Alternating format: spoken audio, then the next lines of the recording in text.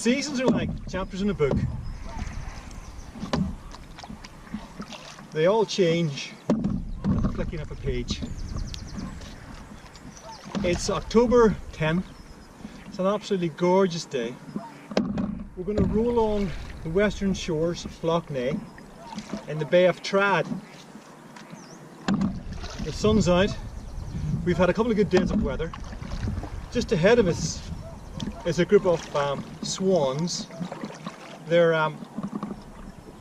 hooper swans, flown in from Iceland, believe it or not, to winter here until the spring again, and they head back to Iceland to nest and have young. Kind of treat this place a bit like their Mediterranean. To them this is warm and balmy.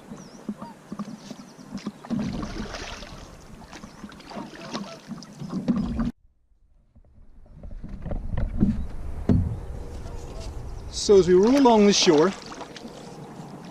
you can see all the reed beds that have popped up. 40 years ago, just after the loch was lowered and the flooding of the loch was put under control by the building of floodgates at the mouth of the River Bann, this shoreline used to be a long beach all the way down to Trad in the distance. That was caused by the flooding each season by the loch, and the shoreline you see now would have been a long sandy beach. And the local people from the community would have vacationed here, for want of a better word. Every summer you'd have had hundreds and hundreds of people on Trad Beach enjoying the sand, enjoying the friendship of their neighbours, and enjoying the loch and Trad Point. The word Trad is Gaelic for long strand or long beach.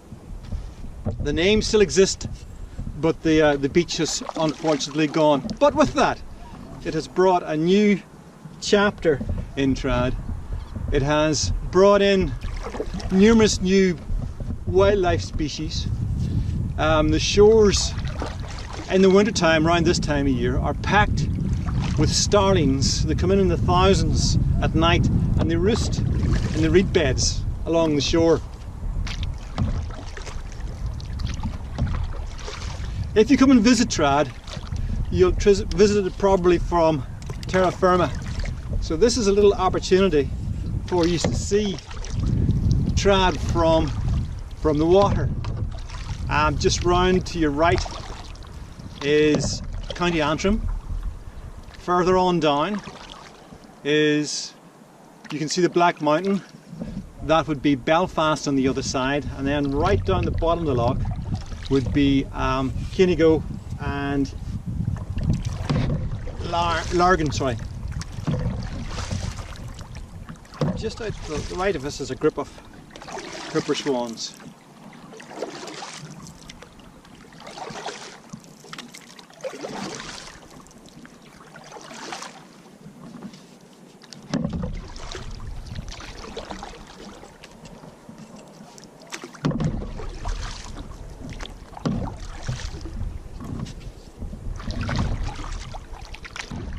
A 100 years ago, the loch would have been full of little fishing boats. It was the main work for most communities around the shore, and this particular shore itself would have had at least 40 families fishing off it. Fishing for eel, of course. We're rowing over a sandy bar, which is quite prevalent in Trad, and the eels would have loved to travel up on the way to the Sargasso Sea up through these sandy bars. And the fishermen of the time developed a little fishing boat called a cot, which is particular to these parts in that it had a flat bottom, allowing the fishermen to skim along the top of the water. They really only needed about 2 inches of water to navigate the little boats, and they would drop their lines along here and allow the boats to get in real close into the sandbars to set the lines for eel. Of course, all the fish were fished was pollen, which was the traditional fish of the loch. I remember most Fridays that would have been our dinner and supper, maybe fried in some breadcrumbs just to make it a little bit more palatable. Nowadays I love pollen, but in those days it was like, oh no, not again. These traditions and cultures have died off, and it's just with the event of trying to save the trad that we have rediscovered the cultures that were very prevalent here 100 years ago. If you do visit trad, you'll probably visit trad from terra firma. So this little video will give you an idea of what trad looks like from the water.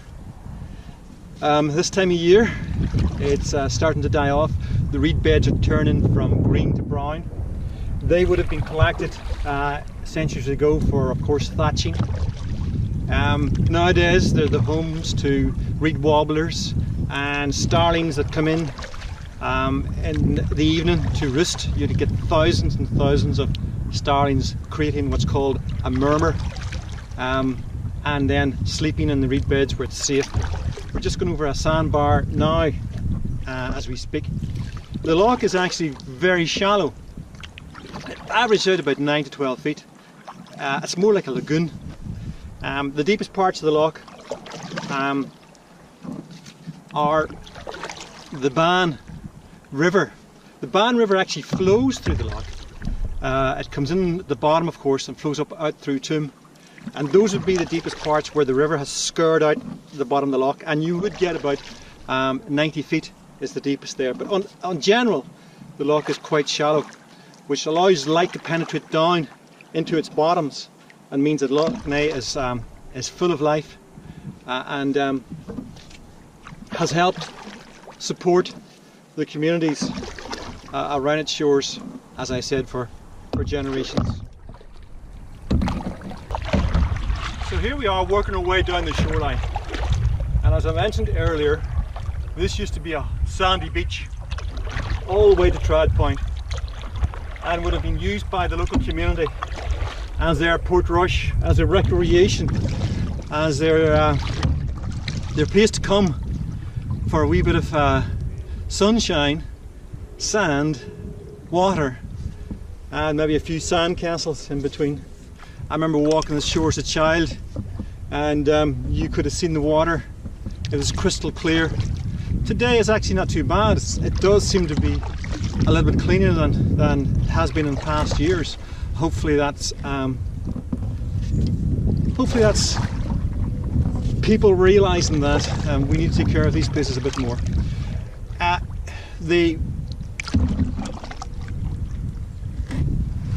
So the reed bed you see in front of you was actually the beach that the communities would have went to back in the 60s, 70s.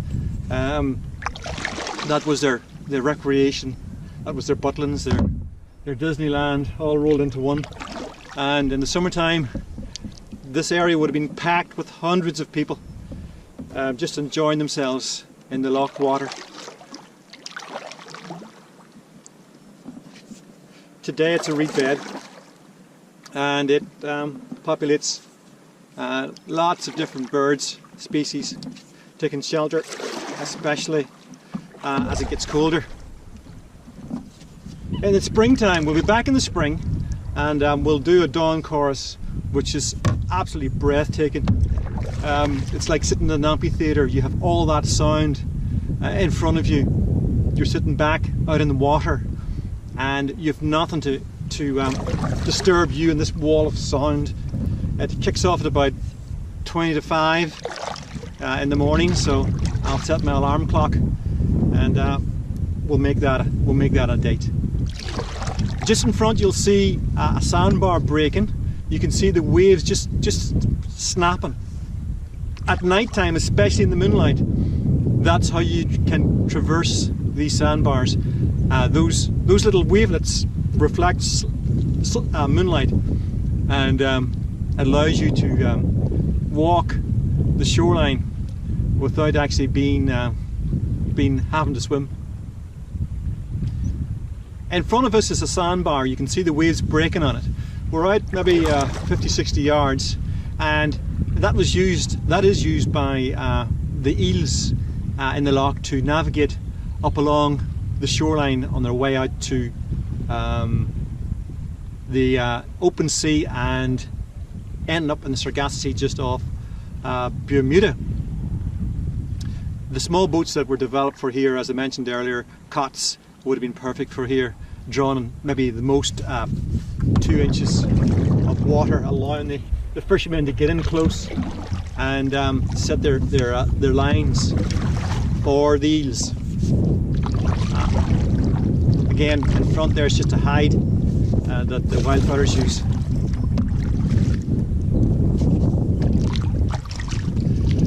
The topography of the loch is quite interesting. This part of the bay is sand and pure sand.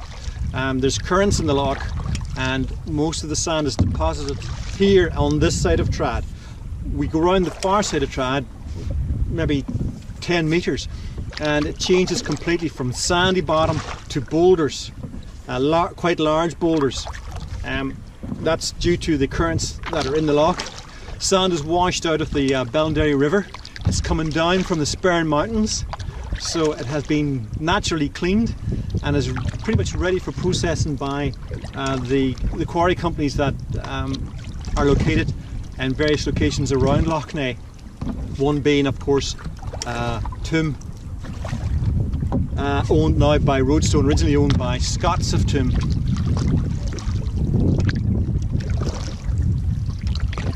So there you go, that's Trad Point as it is in 2018, October 2000, on a beautiful sunny day.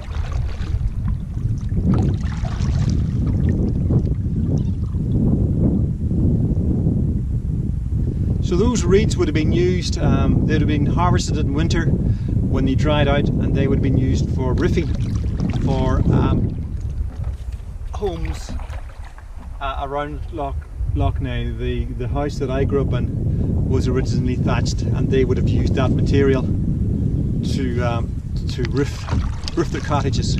Below that they would have stacked sods of turf for insulation, and then set the reeds on top, and they acted as a waterproofing for the roof. So here we're coming up on Trad Point now. Land on Lough Canoe tends not to drop off, but it slides out into the loch. So if you look, you can see a little island in front of you. That's still part of Trad, and there's a marker ahead of that. That's a warning marker, a navigation marker for boats to stay off, because basically Trad Point continues out to there. Some places like Fermanagh, the shoreline drops off almost immediately and you're in deep water, but here generally on Lough Canoe the shorelines protrude out on into the loch for some number of yards, and this is a perfect example of it at Trad. The birds swimming past or flying past there were cormorants. They are quite popular now in Lough Canoe, and a lot of them would spend their time roosting at the loch gates in Tuam and then come down here to fish. Beautiful day, look at that for a view.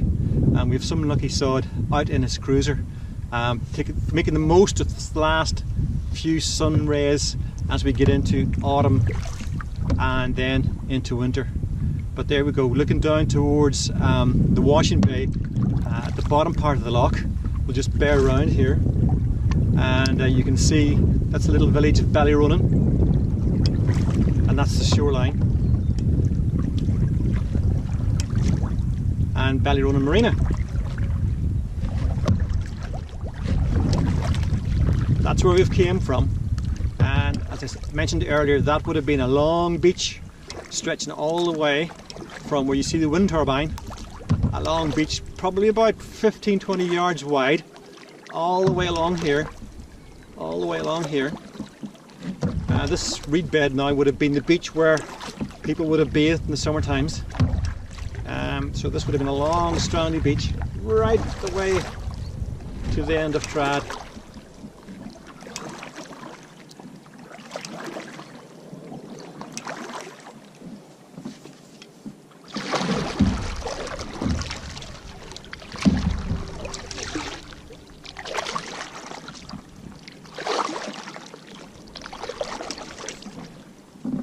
You can just see Slamish peeking over in the distance.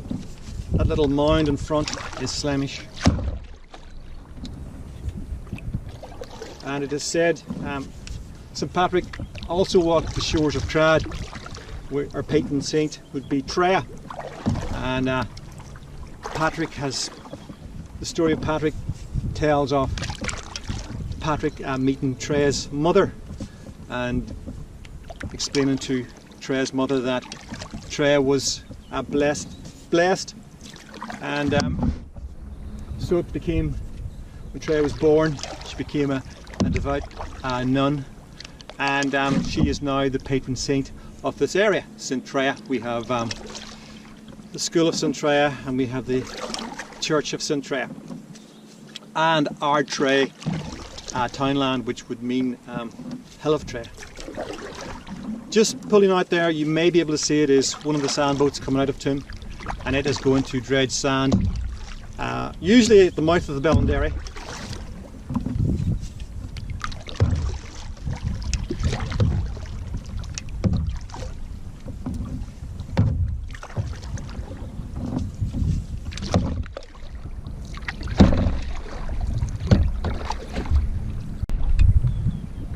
Here we have some migrating swans.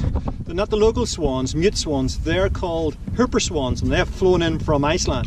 They winter here in the spring and summer. They travel to Iceland where they have their young, and then in the winter they come back to Trad, and they'll stay here until early spring again, where they'll migrate back to Iceland.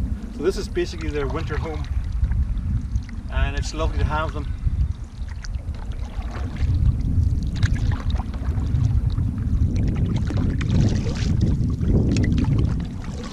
So the topography of the loch will change now. Just at this point, you can see boulders there, and right below us there'll be large boulders, so it is treacherous for boats to come in here. Along the shoreline you'll see piles of stones, and those were originally little keys for the fishermen who would have fished off Trad. I'm starting to feel boulders at the bottom of the boat now as I paddle round here. So we've gone from sand to stony bottom with boulders. Right in front you can see the grey outline of the lock gates that control the level of the loch now in Loch Ness, and then just to our left we have two complaining Hooper swans. Now when they start coming in, they'll come in large flocks, and they seem to be coming here to hook up with each other, and then they head out round the province and settle in. So that's two just heading off there. They never see human beings until they come to Trad, so they're a little bit leery of us. Once the season goes on, they get a bit used to it, and they're easier approached. There you go, the very tip of Trad Point, looking down the western shores of Loch Ness. You may see a glimpse of the Glen Chain Mountains behind that. The colours are all changing in Trad now because we are into autumn and the leaves are all dropping off. We've had a couple of big storms go through there and helped the leaves off the trees quite well.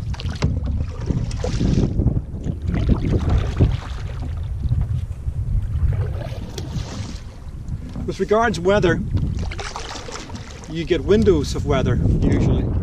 You get a window of weather in the morning where the wind stops and slightly changes direction, and then the same thing happens again around 6 in the evening, 6, 7. You'll get a lull in the air, so we're just finishing off that lull, and the loch is starting to come alive. The waves are getting more numerous. They're called wavettes, and the loch will come awake for a few hours. So this is the northern side of Trad Point. This is where most of the fishing community would have resided, because they can go pretty much straight out into deeper water and start fishing almost immediately. So this is as far as we're going to take you on our paddle around the shores of Trad. And this is the boathouse at the university that was once here. It was a part of Ulster University, and you can see there the boathouse that they used. They used to have a boat in there. They would out into the loch and they would have taken samples The building behind is where they would have analysed those samples and reported back to the university on the diversity of our loch. It's been closed up and locked up for over 20 years. Hopefully in the future we could maybe open that up, have it as a boathouse maybe for the local fishermen to do repairs, run repairs on their boats, or even better, or maybe something similar, maybe have Loch Ness Rescue there. And the building behind, that could be a man or woman shed. We could build boats in there and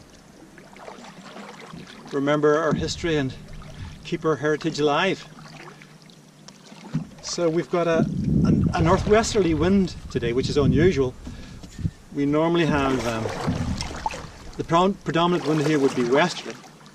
So once we get back out into this little bit of air, you can see in front of you, that's the dark patch.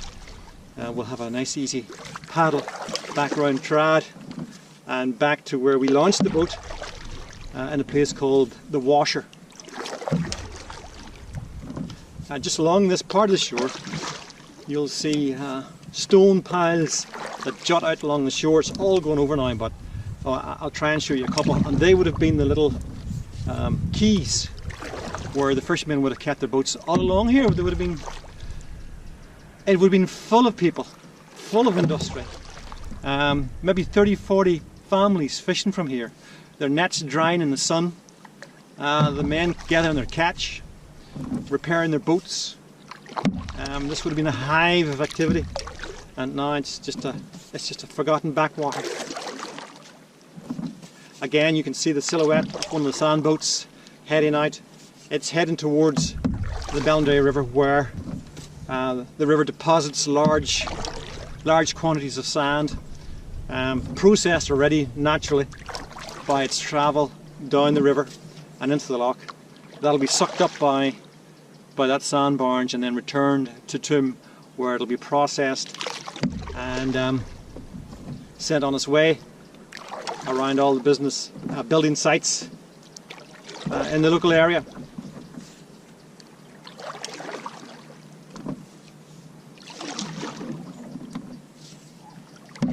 Just round the corner is one of those little quays that I want to show you, and its remains.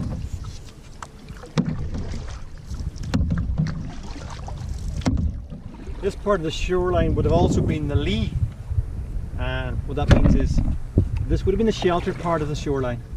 So because of those predominantly westerly winds, this shoreline would have been protected from the worst gales and storms. Also, you would have got wind maybe coming up from the south at times, and its first port of call would have been the shoreline of Trad. So this being the lee side of Trad, this would have been protected. Now there you go. That unassuming boulder of stones there was once a little quay. You can see the markers on either side of it glinting in the sun to the left and right, and that would have been the location for just one family to keep their boat. And again, on down here, just through the trees, you can see more of the stones. They're not there by nature, they were put there by your ancestors and mine, as they fought to provide for their families food and a little bit of money to pay for the basic necessities of life.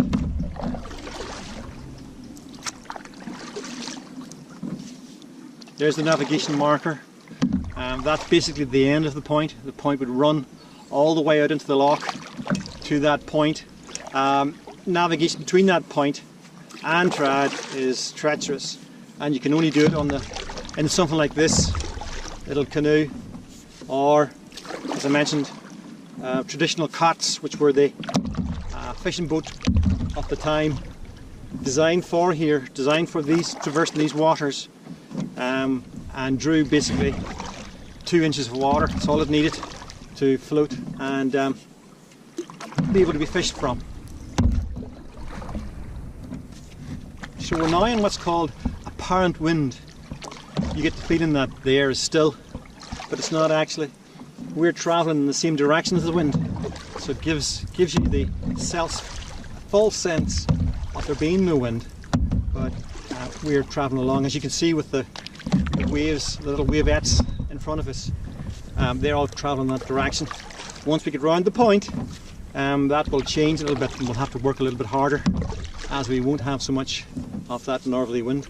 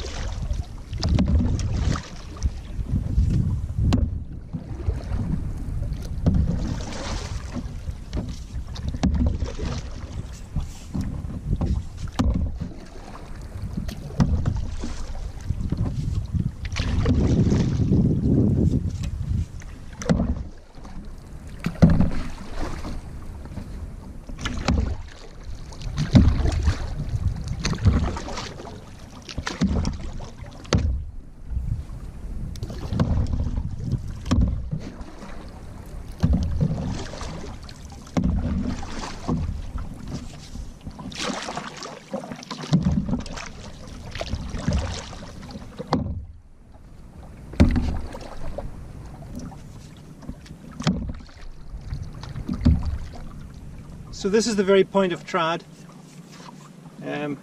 We're looking down the western shores towards Ballyrunning.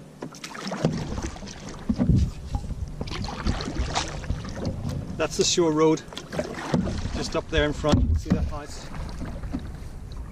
To our right would have been our traditional bathing area. That would have been Trad Point, and would have been a beach all from here on down to almost that white house in front of you. Would have been beach. But because of the controlling of the loch from flooding, the beach has become grown over. You can see the wind has changed. It has actually swung around now, and now it's where it normally comes from the west. And you can see why most of the fishermen would have kept their fishing boats on the lee side of Trad, which is where we just came from. It's much safer and it gets a lot less weather.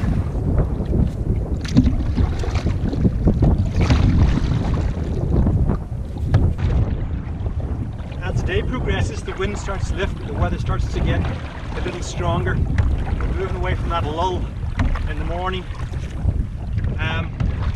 So the wind has actually shifted round to the west. You can see the wind turbine ahead of us going pretty good. We're working our way back to where we started. It's a field that's locally known as the Washer. 40 years ago it would have been the site of industry, large cranes, machines for cleaning sand, and trucks picking up the sand. Something similar to what you see in down at Toom today would have been on the shore right in front of us. They would have been processing the sand that was coming out of the loch, and also processing the sand that was in Trad. You can see a large flock of ducks, just mallards heading out as I paddle up the shore.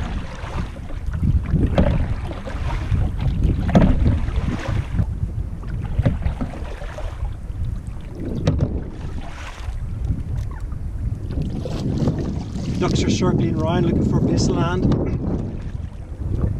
Those ducks probably would have been released by local wildfowlers, so there's no real impact to the indigenous species that are here. In fact, for every 5 ducks released by the wildfowlers,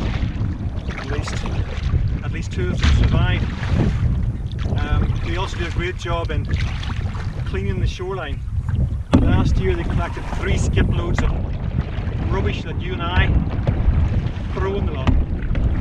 So before you start talking about wildfowlers, they do way more nowadays than you or I do, possibly, to look after this place. They control vermin, they control, which is a big problem now, invasive species. So Trad, because of its active conservation group with the wildfowlers, it's clean, it's free of invasive species, And we have a job controlling the red squirrels and the likes of mink, but they are being controlled, so that's a start.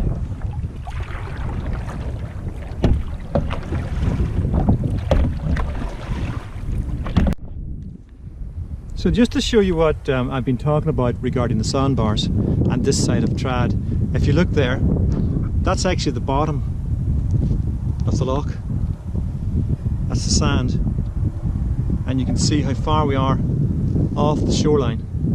So the fishermen would have come along here and set their lines for eel. The eels traverse these sandbars on their way out into the ocean, off to the Sargasso Sea, which is located off of Bermuda. And this is where the traditional fishing boat called a cot came into its own.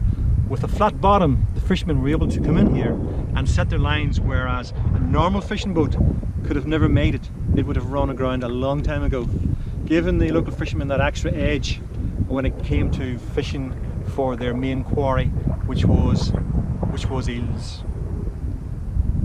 So we're going to head back to where we started, just where that wind turbine is. That's the washer, and years ago that would have been the site of an industrial site. Large dredgers, large cranes, machines for sifting sand, and lorries collecting that sand and delivering it throughout the community to building sites. Down to our left is the marina of Ballyronan, and heading down into that beautiful vista.